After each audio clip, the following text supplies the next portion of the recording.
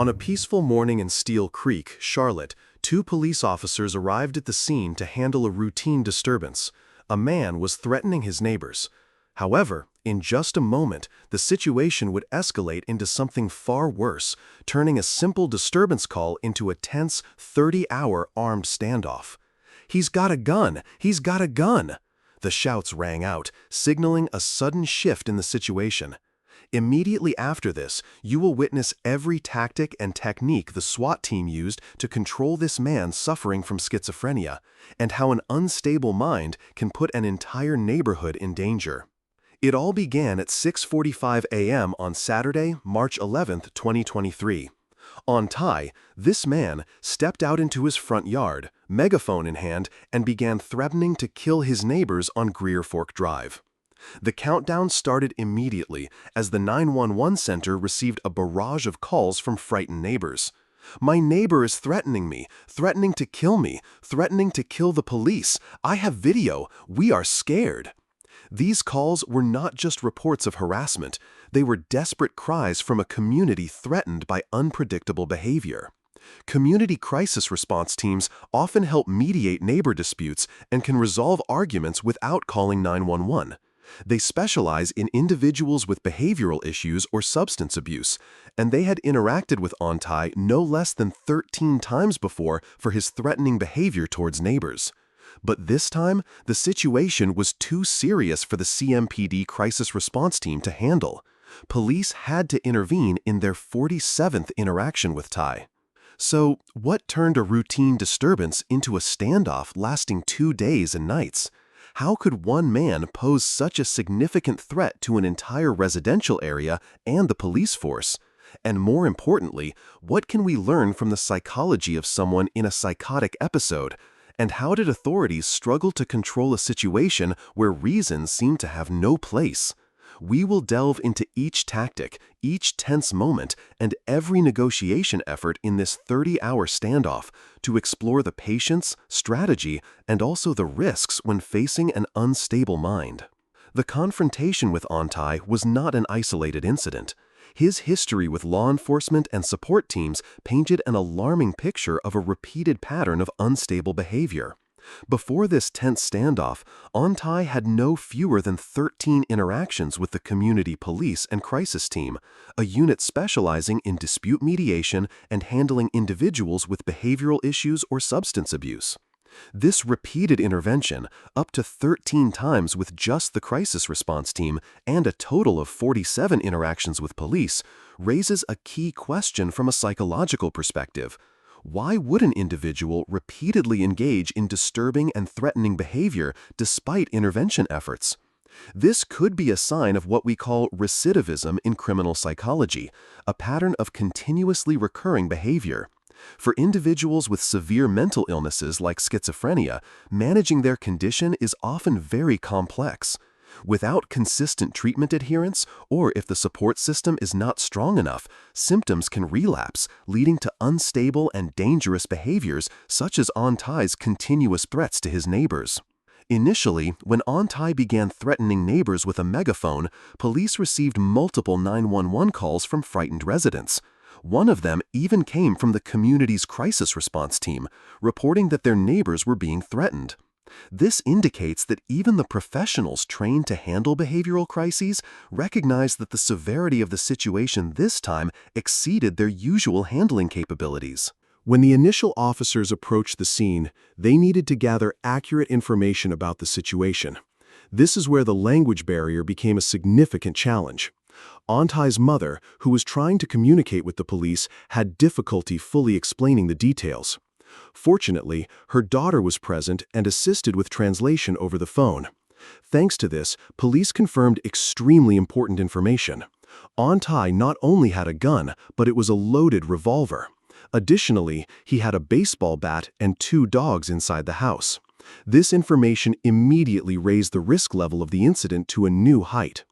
Furthermore, police also discovered that Ontai had an outstanding warrant for his arrest for communicating threats in another incident.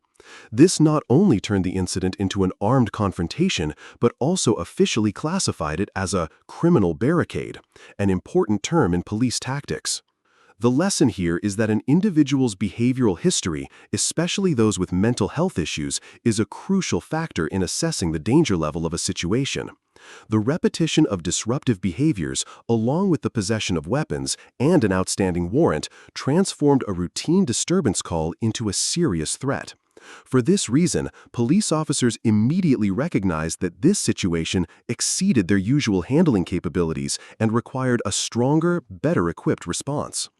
With detailed information about Ontai's weapons and outstanding warrant, as well as an understanding of his behavioral history, police knew they couldn't hesitate. This standoff needed a completely different approach, a strategy requiring specialized professionalism and resources. That's why, without delay, the SWAT team was called in to take over. As the situation in Steel Creek, Charlotte escalated, accurately determining the nature of the standoff was paramount for law enforcement.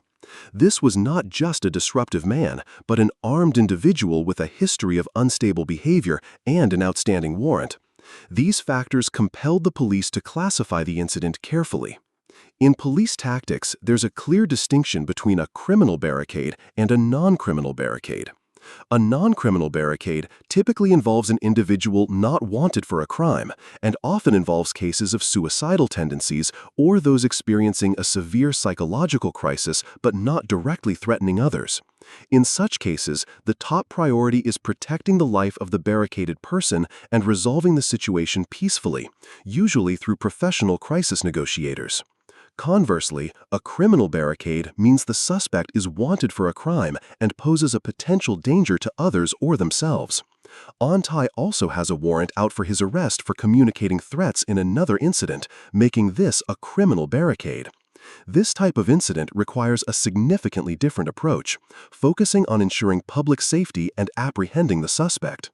This classification is not just an administrative procedure, but also reflects a deep difference in the suspect's psychology and therefore in police strategy. Someone in a non-criminal situation might be more receptive to de-escalation efforts and seeking help, as their goals are often self-harm or attracting attention. Conversely, an individual in a criminal barricade like Ontai, with an outstanding warrant and threatening behavior, tends to be more resistive, more aggressive, and less receptive to rational advice. A criminal barricade means the suspect is wanted for a crime, is a possible danger to others, and needs a drastically different approach. They may be driven by fear of arrest, anger, or delusions, making negotiations extremely difficult. With Ontai being armed, having a history of threatening behavior, and an outstanding warrant, police at the scene immediately realized they did not have enough resources to safely control the situation. These cops don't have access to the resources this kind of response will need. This is when the Special Weapons and Tactics Team was deployed. SWAT is a highly trained force specializing in handling high-risk situations like armed standoffs. They have an arsenal of armored vehicles at their disposal, as well as riot shields, expert negotiators, and specific training to deal with this exact kind of situation. SWAT has an arsenal of armored vehicles at their disposal, as well as riot shields, expert negotiators, and specific training to deal with this exact kind of situation. The decision to deploy SWAT was not just a logistical response. It was an acknowledgement of the severity of the threat, requiring a multifaceted approach combining negotiation, patience, and the ability to use force when necessary. The lesson here is that accurate classification of a crisis is the first and most important step to an effective response. Properly identifying the suspect's psychological nature will shape the entire strategy, from negotiation to action. And when facing a high-risk criminal barricade like Ontai's case, deploying specialized forces like SWAT is indispensable to protect the safety of the community and law enforcement officers. Although SWAT had been called in, negotiations continued. Police knew that even with a strong force en route, trying to persuade Ontai to surrender peacefully was still the top priority. But that would be far from easy, as they faced an increasingly unstable and unpredictable mind. Even though the SWAT team had been deployed and was en route, police officers at the scene continued initial negotiation efforts. The main goal was to try and persuade On-Tai to cooperate and surrender peacefully to avoid any violent confrontation. They used a megaphone to communicate, hoping to reach On-Tai's reason. "Mr. Tai, this is Charlotte Mecklenburg Police Department. We're outside, Mr. Tai. I need you to come outside. We're not going anywhere. We need you to step outside with your hands up." The police's plea echoed through the air, full of patience and reassurance. They knew On-Tai had an outstanding warrant and was potentially violent, but the top priority remained de-escalating the tension and maintaining calm. However, negotiating with someone like On-Tai was an extremely big challenge. Police negotiators are trained to use de-escalation techniques, build trust, and find common ground. They tried to assure On-Tai that he would not be harmed if he surrendered. "Nobody wants to kill you, I promise you that. I do not want to harm you, and no officer out here wants to hurt you, that I can promise you." But On-Tai seemed unreceptive to rational words. His answers were full of inconsistencies and delusions, showing he was in an unstable psychological state. He asked, "Are you gonna kill me?" Then immediately switched to, "This is war, dude." He declared, "I can change my identity," and, emphatically, "I'm not coming out of this house. I'm going to die today." These conversations were clear signs of a psychotic episode. Tai seems so unhinged that there's no way they can make him see reason. On-Tai's ability to think logically and perceive reality was severely impaired. Negotiators were facing an invisible wall of delusion and paranoia. They tried to play along with his ideas, for example, acknowledging he had an outstanding warrant, but reassuring him it was only a minor offense, not worth escalating to violence. "The trouble that you're in is very minor, okay? It's not a big deal."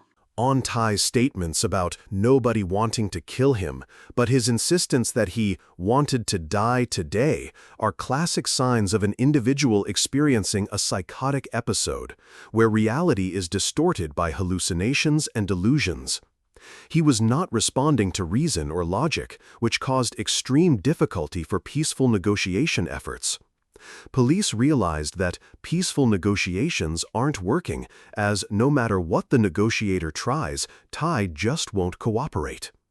Every conversation was just circles, circles, man, ultimately circling back to the thought, "I'm going to kill myself," or "You're going to kill me, period. I'm not coming out of this house. I'm going to die today."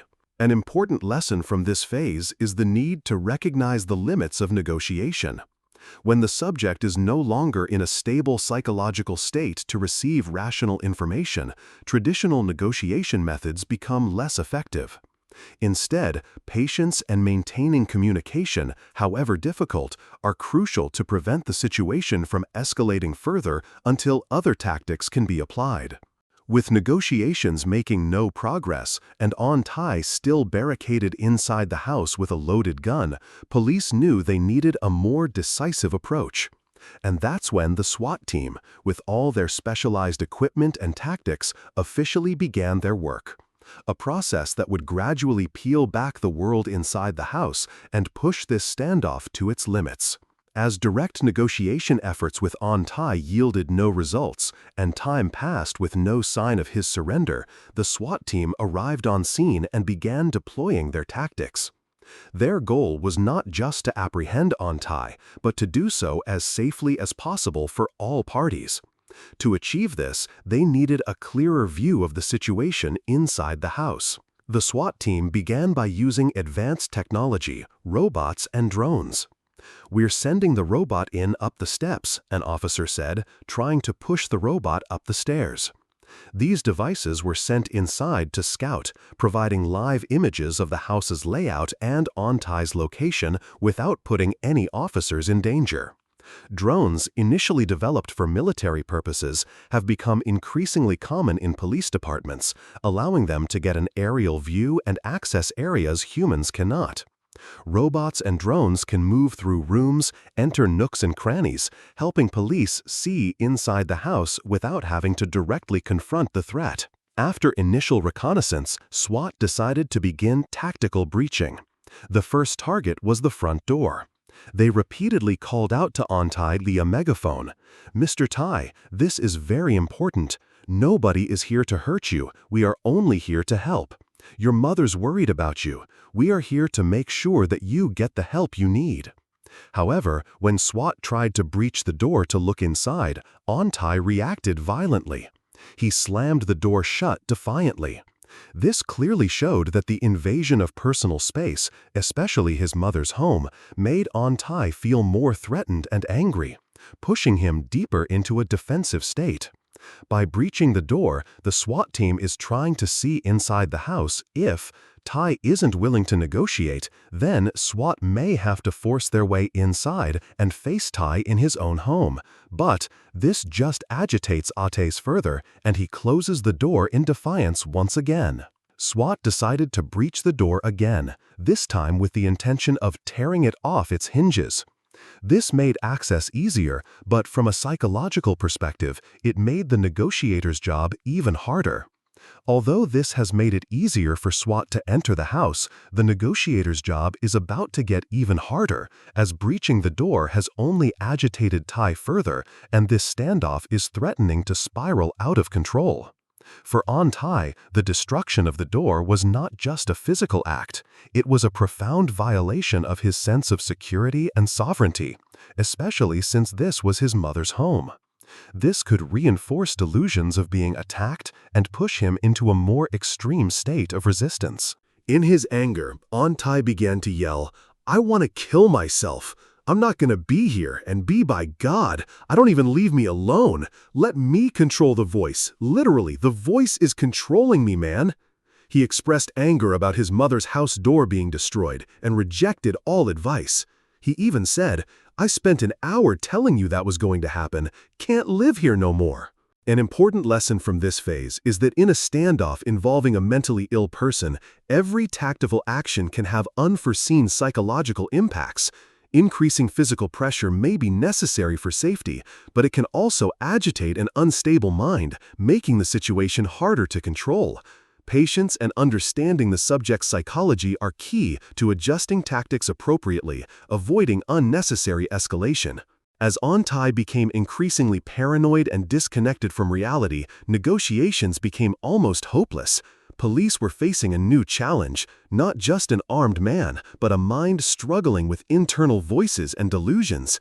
And it was in that state that On-Tai revealed deeper aspects of his mental condition. As the standoff continued and SWAT's breaching tactics increased pressure, On-Tai's psychological state became more unstable. He was not just angry, he was experiencing a severe mental health crisis, gradually losing connection with reality. Negotiators began to realize they were no longer talking to a rational man, but a mind torn by illness. In the following hours of the standoff, On-Tai began to exhibit clear symptoms of psychosis. He claimed he was being mind-controlled and voices were controlling him. "Let me control the voice. Literally, the voice is controlling me, man." These are classic signs of auditory hallucinations and delusions of control, common symptoms in people with schizophrenia. Even more concerning was the shift in On-Tai's personality. After a warning shot was fired, On-Tai called 911 and initially claimed he had been shot. But then he said he was no longer On-Tai, but had become Lucifer. "My name is Lucifer." This is an example of identity delusion, or identity disturbance, where an individual believes they are another person or entity. The opposing video stated this was one of 4 different personalities he exhibited throughout the standoff. For negotiators, this was an extremely big challenge. How do you negotiate with someone no longer in a rational state to receive logical information? It seems peaceful negotiations aren't working, as no matter what the negotiator tries, Tai just won't cooperate. Become very consistent that he will not leave that home.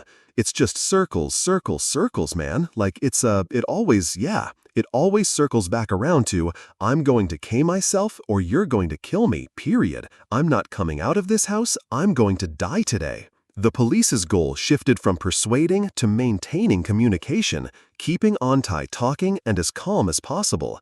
They even played along with his delusions, calling him Lucifer to maintain connection. In order to keep him talking, police will play along and call him Lucifer. Maintaining this conversation was not about achieving immediate surrender, but about buying time.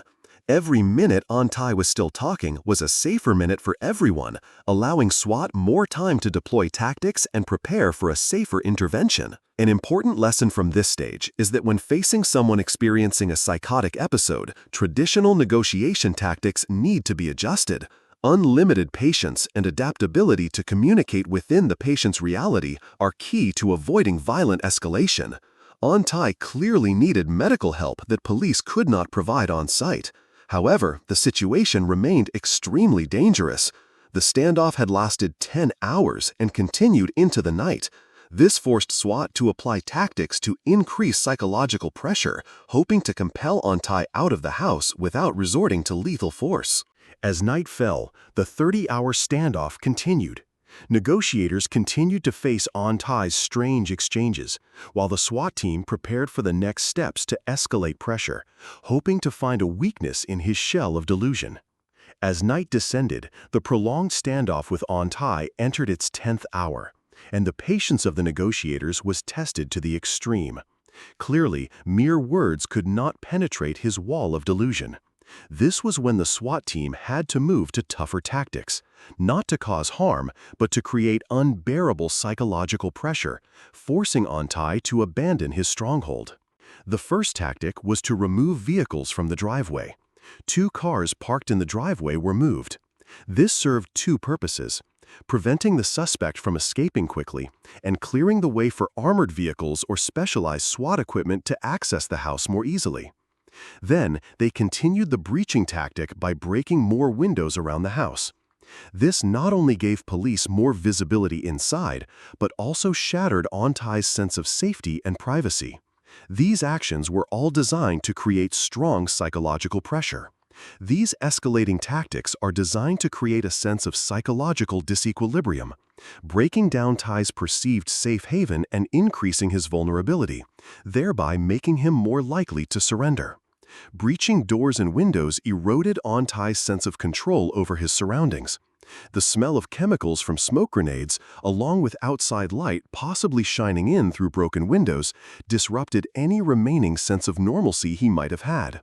The goal was to make the suspect feel isolated, exposed, and lose control, thereby weakening his will to resist. Although negotiations continued the next morning, Ontai remained steadfast in not surrendering. He continued to maintain strange exchanges with negotiators, talking about being anarchy and refusing to talk to police. "Take all out. Tell you, I'm an anarchy. I don't met nothing. You leave. Get out of my house. I don't need it. To leave. Stop talking to be okay. I don't talk to the police. Yeah, stand by. I don't need the police. Open. Kinda looking out. Talk. You are doing is illegal. I have the right to practice religion. Leave me alone." These words further confirmed that he was living in a distorted reality, where his privacy and religious practice were being violated by illegals, meaning the police. After more than 13 hours of standoff and with most doors and windows removed, SWAT decided to use a new tactic: smoke grenades. Was that smoke grenades can help create a visual barrier and disorient a suspect. The sudden sharp sensory overload can lower the suspect's will to resist and encourage them to surrender peacefully. Smoke grenades create a thick smoke screen, reducing visibility and disorienting the suspect. This sudden sensory overload can weaken the will to resist and encourage peaceful surrender. Next, the SWAT team decided to cut off all power to the house. This tactic served 2 important purposes. First, it addressed safety concerns, especially when the suspect was armed. Cutting off power prevented the risk of fire due to electrical shorts or malfunctioning electrical devices, especially when the house had already become chaotic. Second, cutting off power created additional psychological pressure. In darkness, the feeling of isolation multiplied, especially at night. The lack of light and electronic devices could make the suspect feel completely alone and vulnerable. The lesson here is the patience and multi-pronged strategy of law enforcement when facing a prolonged crisis. Every tactical action, no matter how small, is calculated to create a certain psychological effect, to compel the suspect to abandon their stronghold without resorting to lethal force. However, despite all measures, On-Tai remained steadfast in not leaving the house. The standoff seemed endless. After 30 intense hours, when all negotiation and pressure efforts had been exhausted, a decisive moment arrived. This was when SWAT had to use a final tactic, an extremely uncomfortable but non-lethal measure to force On-Tai to step outside and face reality. After 30 relentless hours of tension, the Steel Creek standoff reached a decisive moment. All rational negotiation efforts had failed, and psychological pressure tactics had been applied. At 1:18 p.m., an hour after the power cut, On-Tai was seen coming down the stairs. This was the moment the SWAT team had been waiting for to take the final step to peacefully end this standoff. The SWAT team decided to use OC, oleoresin capsicum powder chemical munition, commonly known as tear gas. This is the moment SWAT tried to bring this standoff to an end with the help of OC powder chemical munition, better known as tear gas. This is a non-lethal chemical munition designed to create unbearable physical discomfort, forcing the suspect to abandon resistance. The effects of tear gas on the body included unbearable burning sensation in your eyes, nose, and on your skin. OC powder was deployed in the upstairs area where On-Tai was barricaded. This was the first time tear gas had been used in the entire 30-hour standoff. The important lesson from this moment is that sometimes, in extremely dangerous situations, the use of coercive but non-lethal tactics is necessary to force an out-of-control individual to face reality. The police's patience, professionalism, and ability to adjust tactics were decisive factors in ending this prolonged standoff without any loss of life. After 30 tense hours, the Steel Creek neighborhood finally found peace. But On-Tai's story doesn't just end with the arrest. It opens up deeper questions about his psychology, about schizophrenia, and what's needed to prevent similar tragedies in the future. After 30 hours of peak tension, the standoff in Steel Creek, Charlotte was finally resolved. The moment On-Tai stepped out of the house under the effects of tear gas, that's when the SWAT team took decisive action. Although he still had a handgun concealed in his clothing, officers quickly subdued and arrested him peacefully. I got you. I promise you're good. Come on, yes, stay on the phone. You can stay on the phone. Come to us. Come on. No, come on, you're good. Come on. Sir, I got you. Come on to me. Just be careful. You're good. Come on. Yep, keep walking. Yeah, come on. You keep walking. You're good. Bring the dog with you. Come on, my good. Oh, we're not, brother. Come on. Yeah, your dog's good. Come on. Okay, yep. Hey, I'll take over a barrel so you can make a call on the other side. Keep coming to us. We're not going to shoot you. You keep coming to us. You're doing good. You're fine. Keep walking towards us. Keep your hands ready. You're good. We see your dog. We see your phone. You're good, auntie. Keep walking towards us, brother. You're doing good. Can we move? He's facing away, banging, and move. Get on the ground. I'm coming. Don't kill my dog. I'm coming. Don't kill my dog, please. I'm coming, my back. This event is a perfect example of a SWAT team working by the book and achieving their most important goal, a peaceful arrest with no casualties. Although it took 30 hours to conclude, this success brought peace to the neighborhood, with only a single shot fired, a warning shot, and no one injured. Police will always try to achieve a peaceful resolution in cases like these. The use of escalating tactics such as breaching doors, cutting power, smoke grenades, and tear gas are all carefully calculated steps to increase psychological pressure and force the suspect to surrender without resorting to lethal force. This strategy requires extraordinary patience, professional negotiation skills, and seamless coordination between teams. After being subdued, On-Tai was escorted to the local jail. Officers noted his behavior was very unusual. He remained eerily calm, seeming completely unfazed or shaken by the entire situation. Officers stated that Brandon remained eerily calm while being transported and seemed completely fazed by the entire situation. This calmness, after a prolonged and tense standoff, could be a sign of deep emotional detachment or a symptom of his mental condition. For those with schizophrenia, they may be in a state where reality is distorted, causing them not to react normally to external events. The fact that On-Tai still had the gun concealed in his clothing until the very last minute further emphasized his potential danger and the precision of SWAT's judgment. It showed that even at the moment of surrender, he was still capable of posing a threat. SWAT's success in safely apprehending him, despite this danger, is a testament to their training and discipline. With On-Tai successfully apprehended, the Steel Creek neighborhood could finally breathe a sigh of relief. But On-Tai's story doesn't just end with that tense standoff. It opens up deeper questions about his mental condition, about schizophrenia, and what's needed to prevent similar tragedies in the future. And that's what we will reflect on together in the final part.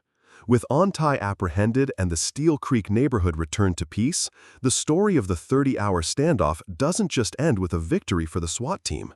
It opens a deeper window into the human mind, especially those struggling with severe mental illness. On-Tai's psychological profile is a prime example of how schizophrenia can impact an individual's behavior and perception. Schizophrenia is a chronic, severe brain disorder that affects how a person thinks, feels, and behaves. Typical symptoms include delusions, false, irrational beliefs, such as believing oneself to be Lucifer or being mind-controlled, hallucinations, especially auditory hallucinations, hearing voices others don't hear, and disorganized thinking. Tai's claims of voices controlling him are classic symptoms of psychosis, particularly auditory hallucinations common in schizophrenia. His shift in identity to Lucifer further indicates a severe break from reality, a delusion of grandeur, or persecution. In a psychotic state, the boundary between reality and delusion becomes blurred, making it impossible for the patient to react rationally to the outside world. On-Tai's behavior throughout the standoff, from threatening neighbors with a megaphone, changing personalities, to not responding to police reason, is consistent with symptoms of acute psychosis.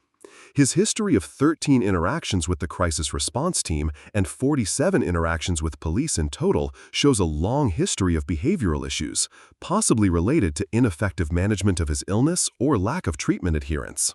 It is important to emphasize that not all people with mental illness are prone to violence. In fact, the majority of people with mental illness never harm others.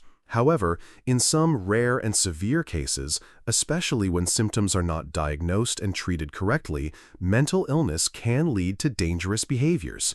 While it's crucial to avoid stigmatizing mental illness, this case underscores the critical importance of early diagnosis, consistent treatment, and robust support systems for individuals struggling with severe mental health conditions to prevent tragic escalations.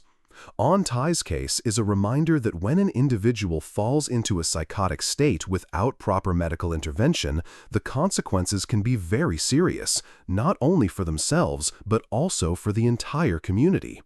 On-Tai's family, especially his mother and daughter, tried their best to help and communicate with the police. However, they also faced their own limitations in controlling someone in a severe mental health crisis. This highlights the necessity of a strong social and medical support system, including accessible mental health services and crisis intervention programs, to prevent such situations before they escalate into dangerous standoffs.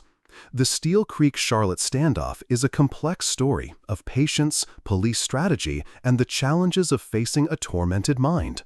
It reminds us of the importance of understanding, early intervention, and avoiding stigmatizing those with mental illness to build a safer and more empathetic society for everyone. On-Tai's story is not just a dramatic true crime case, it's a call for us to look deeper into the connection between mental health and human behavior. What do you think about the challenges police and family faced in this case? Please share your thoughts and the lessons you learned in the comments section below. If you found these true crime plus psychology analyses helpful and want to explore more stories about criminal psychology, hit the like button and subscribe to our channel so you don't miss upcoming videos. Thank you for listening.